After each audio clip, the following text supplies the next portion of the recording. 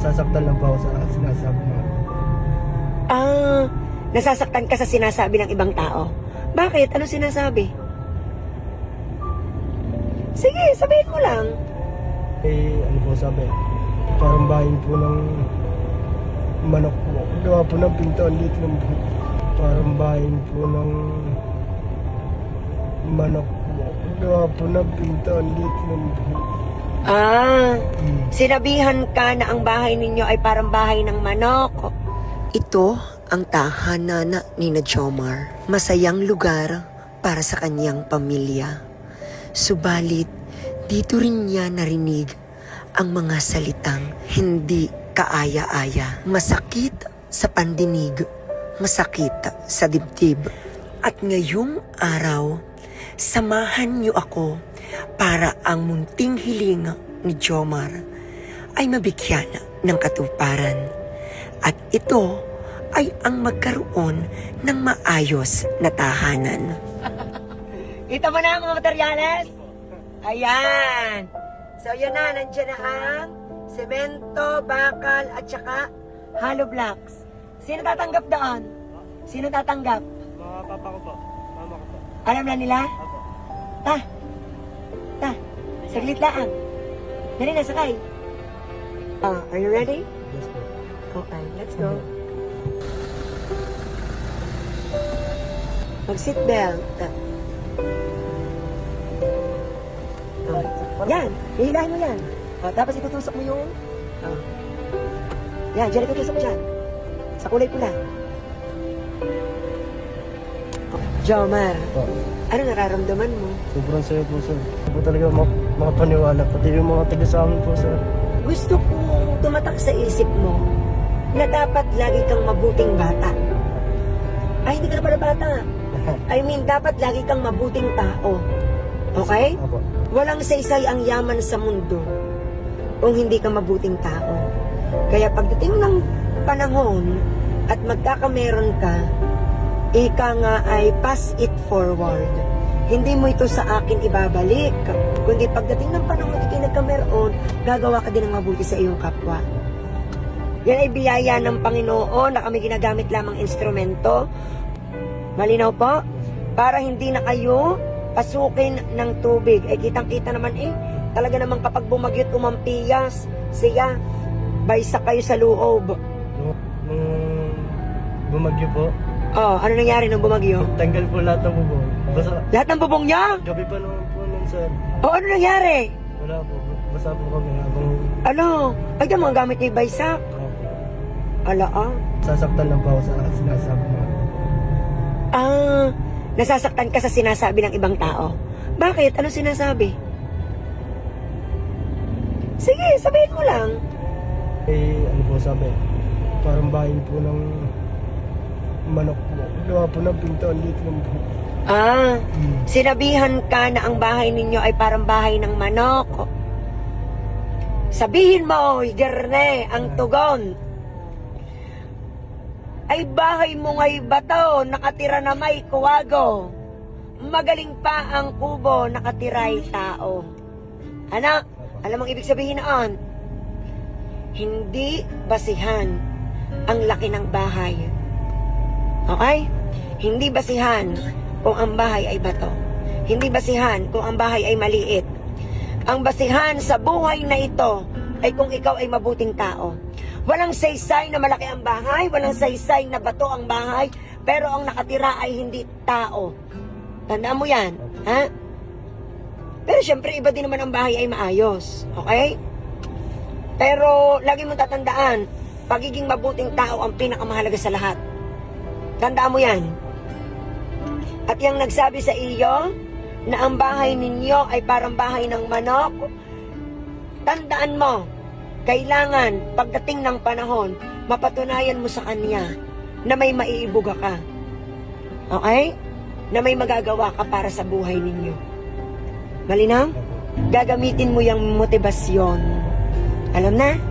Yan yung gagamitin mong drive para mas ayusin mo pa ang buhay mo. Okay? Panganay ka, may nakaatang na responsibilidad sa iyong balikat. At ang responsibilidad na iyon ay hindi buhatin ang iyong mga kapatid, kundi maging inspirasyon ka. Malinaw? Pag ikaw ay nakagraduate, naging maayos ang buhay mo, hahangaan ka ng mga kapatid mo at tutularan ka ng mga kapatid mo. Hindi mo napapansin, magiging maayos ang buhay ninyo. Okay? Ganon. At huwag titigil mangarap. At ang pangangarap ay may pagkilos. Okay? Kaya po ako nagtatrabaho, ayoko po sila makita naghihirap po. Gusto ko iparanas ng mga gusto nila po. At dito ko hinangaan si Jomar, ang aking empleyadong may pangarap, may pagsisikap. Kaya deserve niya ang tulungan. Hi! Hello!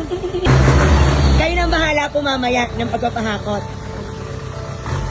At dumating na nga ang mga materyales para sa pagpapagawa ng bahay. Subalit, hindi ito mailapit sa tahanan ni Jomar dahil makipot ang daan. Mamaya po kukuha na lang kayo ng mga katulong. Kayo na lahat? Maghahanap kayo ng mga katulong, syempre, pagkadami niyan. Taos-pusong pasasalamat sa lahat ng mga followers na nagbigay ng sponsorship para dito sa gagawing tahanan ni Jomar. Maraming salamat din sa aking nanay at tatay na nag-asikaso ng pamimili nitong mga construction supplies. Marami pong salamat sa pakikipagbayanihan para sa tahanan ni Jomar. Paano kapag halimbawa po ginawa, saan muna tatahan ng inyong... Yung po sa akin na. Sa inyong magulang muna. Yung katabi. Habang ginagawa. May kapulong na kayo nang tutulong sa inyo sa paggawa ng bahay. Aking bayo ko po. Kapag kulang po are, magsabi na lang kayo, ha?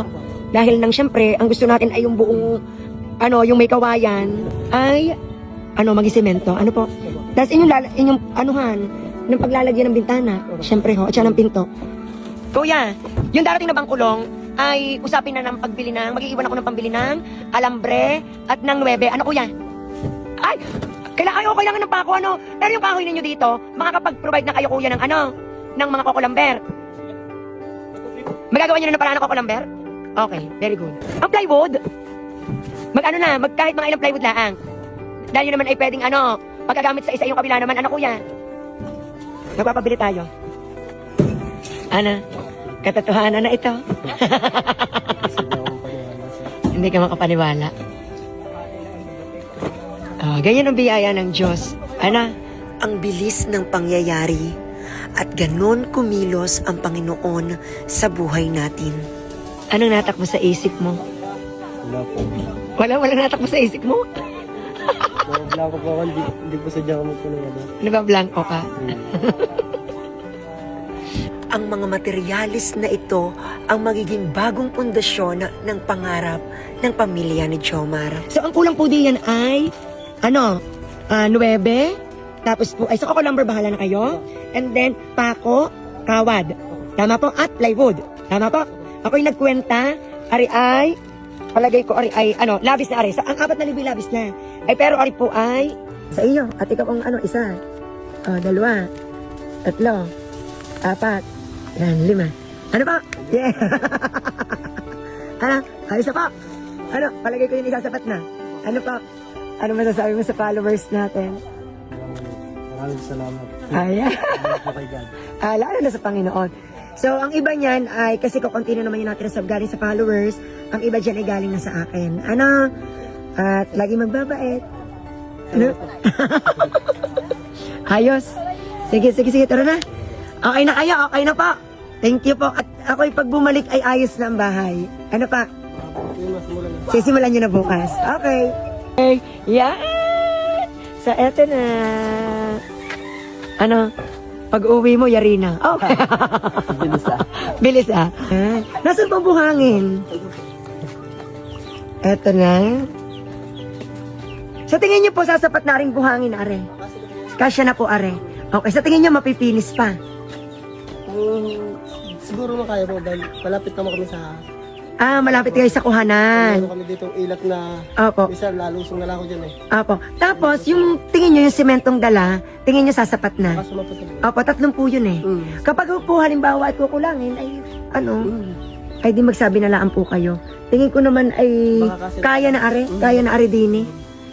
O yan. Anong karanasan nyo din pag nabagyo? Ayoko, kaya may tali nga po yun eh. May mga tali yun eh. Ah, may mga tali. May tali yun. Bakit po? Anong mga nangyari na nung binagyo Ay, yan? yun yan. Nag-aangatan po yan. Ay, oo nga naman, may tali. May tali. Nag-aangatan. Kaya pinalihan ko at saka may kawayan sa ibabaw yan. Opo. Pero ang bubong niyan ay kamusta po? Ayos naman ba? Ayos Ah, pa naman. Ayos pa naman. Hindi naman hutuluan. O may Hindi pa. tuluan din. Meron din. May nalagawan po ng paraan. Oo. Magagamit pa ho ang bubong niya sa tingin nyo? Sa tansya nyo po? Ang iba yung pwede pa. Ang iba'y pwede pa. Ang napansin ko, kawayan din ang pinagpapatungan ng bubong. Kawayan nga din po? Kawayan din po. Hindi, walang ano? Walang kahoy? Ah, opo. So, yung may simento lang ang may kahoy. Okay. Tas areng pinagdugtungan na ay kawayan. Hindi ako, may nakahanda na nga po sana nung kung ano ba yung pagtatagal po. Talaga Kaya may kawayan din eh. prepare na po ako yun eh. Kung halimbawa po babaklasin ko po sana talaga yun eh, yung bago magtagulan. Sadyang timing. Timing talaga. Kaya pala may kawayan dito. Kapag ako po talaga yan. Ang papaltan nyo ay ito. Okay. Biyaya ng Diyos. Ano po? Sige po. Kami tutuloy na. Apo, bye-bye po. Sige po. Thank you po.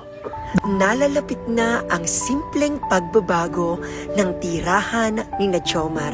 Ang sakit ng salita na kanyang narinig naway mapawi na kapag nayari na ang bahay na ito. Anak, patuloy kong ipaparamdam na hindi ka empleyado lang. Sa Kapet Balay, pamilya tayo. Thank you for watching. Please like, share, and follow.